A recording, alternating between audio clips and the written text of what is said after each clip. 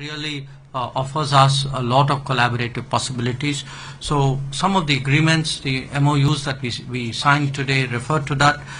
What has been agreed to is a partner, is a kind of a group which will take this forward, because the key point here is that there is a declared goal by the government of doubling farmer incomes by 2022. And obviously that's only possible by technological intervention. So when we look at this visit, this relationship and the possibilities here, I think we see this feeding really into one of the major national development objectives of the government. Related to that, of course, are a whole set of economic technology issues. Again, Israel is a country, very strong R&D, technology transfer possibilities, a culture of innovation, backed up by a lot of entrepreneurship. So it isn't just, I think what they have is the ability, they have a great startup culture, but they also have a culture of taking it to the markets very successfully. So again, given the startup India interest and the fact today, if you look at Startup India to Make in India, in many ways the Israelis fit exactly that bandwidth that we are looking at. So again, a lot of the joint statement focuses on different aspects of that, and then you create an enabling environment for all of this. So some of it, like making visa regimes more liberal, that was discussed at some length today. I'll come to the actual discussions a little later, as well as invitation. We have invited the Israelis to be the partner country for the annual technology summit which is being held, and if you look again at areas like space and health, I think these two are examples where really foreign collaboration feeds into domestic development aspirations. Then in terms of foreign policy itself, the defense and security field, I think there are four broad pillars that I would draw to your attention. One, Israel has been a long-standing partner in defense. So there was discussion about joint development of defense products, including transfer of technology, and a phrase which gained currency, especially during this visit, though it started a little bit earlier, which was, we speak of make in India. The Israelis now, in talking to us, are speaking more and more of make with India. And there is appetite for working with us. This is a country which views its sort of collaborative history with us in defense very, very positively. So a lot of enthusiasm, a lot of possibilities there. The second pillar is the entire cyber spectrum. A lot of challenges there. Again, a world leader with whom there is a lot that we can do. Then we discussed terrorism, counter-terrorism. I think there was a recognition of the need to combat it in all its forms and manifestations. And the Israeli position really is very similar to ours, which is that there is no justification for acts of terror on any grounds whatsoever. And that they too feel that strong measures should be taken against terrorists, against terrorist organizations, networks, and all those who finance terrorism and who provide sanctuary to terrorists and terror groups. We have an ongoing dialogue in the field of homeland and public security with Israel, and we expect to strengthen that. Now, apart from that, on the people-to-people side, I think the joint statement actually has 2 points of particular interest. One is the expansion of air linkages between the two countries, so that for the next visit you will find it much more convenient to come, and the announcement of a cultural center in Israel, which we hope to do in the near future. We signed and exchanged 7 MOUs today. Again, the list of that is with you. So this is broadly the sort of the narrative and the big picture. In terms of what the details of discussions, I'll go backwards. I think we had a lunch where many, the Prime Minister Netanyahu was accompanied by a number of ministers. So there was a very broad-based discussion. It started with agriculture, it went on to water and recycling, and actually the point was made by the Israeli side that when it comes to recycled water, I mean, they are way above the previous sort of country in terms of recycling usage, which I think is Spain, if my memory serves me right. There was also some discussion about Israel's capabilities in the dairy sector. This is again an area where they have asserted with some reason that they are the best in the world. Again, at the risk of repetition, lot of our interest when we looked at agriculture, water, dairy was really getting back to that increase in farmers' income by 2022. Prime Minister on his side laid out his vision in some detail, what he saw happen, what he expects to see happening in India, spoke of different programs and flagship programs and campaigns, and sought to interest the Israelis in many of them. So a lot of it was, what are you doing? Where are we good? How do you fit in? How does this work? And it was really, in many ways, a very upbeat conversation, because the general sense in the room was that as two peoples and two cultures, we have mastered that ability to work together. There was also a fair amount of discussion on science and technology, space, innovation. The minister concerned dealing with it was there. On economic cooperation, what was agreed was that we would draw up, we'll put together a kind of a coordinating group which will look at a somewhat longer range collaborative possibility and drive it. Make sure that it doesn't fall into silos in either government.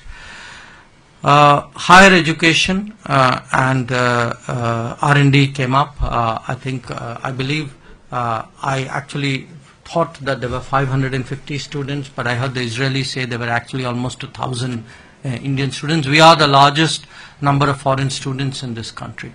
And a very large proportion of them are in the postdoctoral side.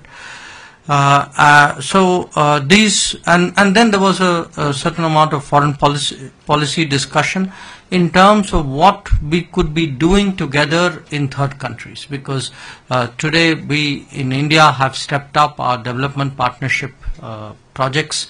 As some of you know, that accounts for almost 50% of our budget today. We've pushed very hard both in our neighborhood and in Africa, and I think our development experience was of interest to the Israelis, who have their own experience and their own skills to bring to bear in that regard.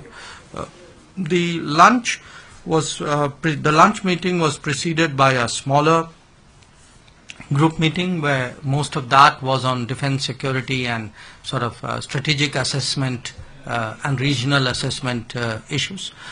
The day actually began with Prime Minister calling on President Rivlin. I think some of you may have picked up, there were a lot of the initial remarks were actually on camera, and the meeting only got warmer after the cameras left. That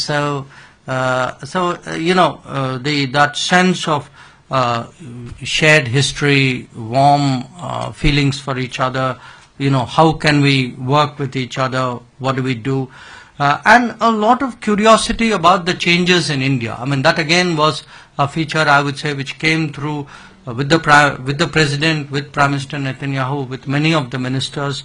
They had heard of many of the initiatives, wanted to know more from the Prime Minister. And there was also some discussion on what are the threats that we face from fundamentalism, radicalization, and a broad agreement that really the fight against terrorism won't work if it is very segmented and translated into narrow agendas. One very interesting point which President Rivlin made was that, young people in Israel have a very special feeling for India. Most of them, once they finish their draft, like to go to India. He spoke of literature, the fact that people are now writing books about their experiences in India. So in many ways, really the message was that, look, we are very deeply today a part of their life and their culture. And that in many ways is also what we feel about them. So I think that's broadly a summary of developments to date. And I don't know if there's something more you'd like to add. Otherwise, we'd be happy to take questions.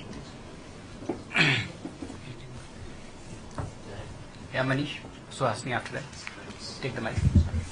Foreign Secretary, you said that we look at India-Israel relations as a strategic partnership. But I'm just wondering, it may be a quibble, that we are talking about strategic partnership here in terms of water and agriculture. The larger... as well as a larger strategic partnership, paragraph 1.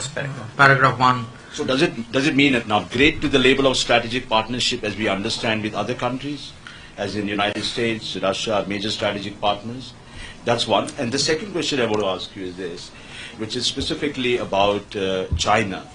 That, as you know, Israel has expanded relations with China majorly, $11 billion trade, and they're also supporting the OBOR, and where we have our specific concerns about CPEC. I was just wondering if there was any discussion, because apart from Palestine, I don't see any mention of any geopolitical issues in the joint statement, and terrorism, which is a little different dimension. Did the Prime Minister at the delegation level talks, did we convey our concerns about OBOR or CPEC, or in some indirect way or direct way? Thank you. Right. Could I take 2-3 questions? Maybe Swasini? Just a clarification, you said that we spoke about a strategic partnership on larger terms, but paragraph 1 doesn't refer to it. It just says bilateral relationship to a new level. So if you could just tell us what that new level is. I hope you don't have an earlier version of the joint statement.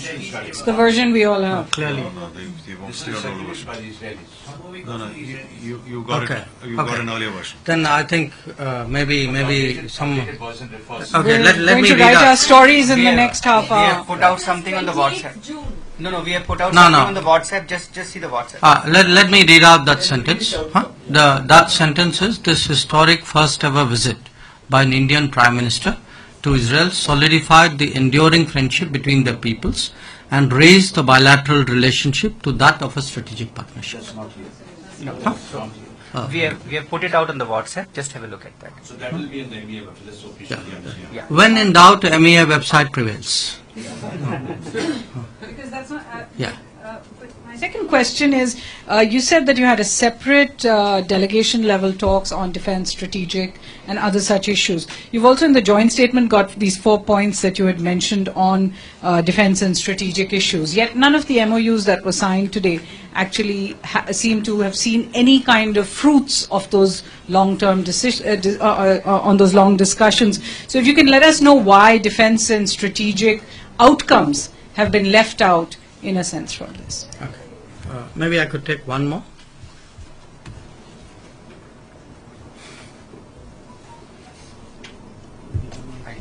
Okay. All right. Thank you. Look, first of all, why the term strategic partnership is broadly used to signify, to underline a sense of importance of that relationship, and also to underline, to sort of highlight that relationship is not narrow in that sense. I mean, the word strategic has certain connotations, conceptual connotations. So it's a very broad-based, deeper, big picture relationship. I mean, that's generally the common sense usage of that term. And certainly in the case of Israel today, I mean, if you look at the range of the cooperation, the seriousness of the cooperation, how much that cooperation means to each country. I would fairly confidently assert that, by any benchmark we would actually meet that sort of definition. Now, we did have a, sort of a bit of a question mark on whether we should use the strategic partnership again for water and agriculture. But we decided to do so for a reason. We wanted to drive home the message that, look, water and agriculture are today key issues.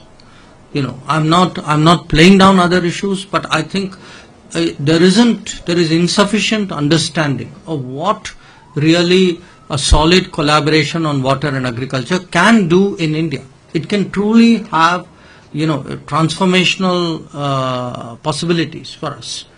And if you look at it, it is a sector where some groundwork has already been done, because there already exist some centers of excellence, and it's a sector where Israelis obviously have a record which is there for all of us to see. So when you see the farmers' challenges in India, how central that is to our national agenda, the fact that the government has an ambitious goal of 2022 doubling of incomes, then we wanted to sort of bring this center stage. So that's why the somewhat repetitive term of the use. But in each case, the intent is somewhat different. In one case, it's broad, it's serious, it's big picture. In the other case, it is, look, it's very committed, it has huge transformational possibilities. Admittedly, it's in one sector. So that's why the dual use. तो सुना आपने भारतीय विदेश सचिव S Jaishankar यरूशलेम से press conference करते हुए जो 7 समझौते हुए हैं भारत और इजरायल के बीच, उसके बारे में विस्तार से वो जानकारी देते हुए और साथ ही इन समझौतों की इस तरीके से अहमियत बताते हुए कि जो मोदी सरकार का एक विजन है भारत के विकास के लिए, जिसमें 2022 तक वो किसानों की आय दुगनी करने की बात करते हैं, जिसमें वो स्टार्टअप इंडिया की बात करते हैं, वो मेक इन इंडिया की बात करते हैं, किस तरीके से भारत सरकार की इन तमाम योजनाओं को मदद मिलेगी इजरायल के साथ हुए इन 7 समझौतों से, उसका पूरा ब्यौरा विदेश सचिव की तरफ से मीडिया के सामने रखा जा रहा है। हम छोटे से ब्रेक के लिए यहां पर रुक रहे हैं, फौरन लौट रहे हैं। देखते रहिए एबीपी न्यूज। ये है एबीपी न्यूज, आपको रखे आगे।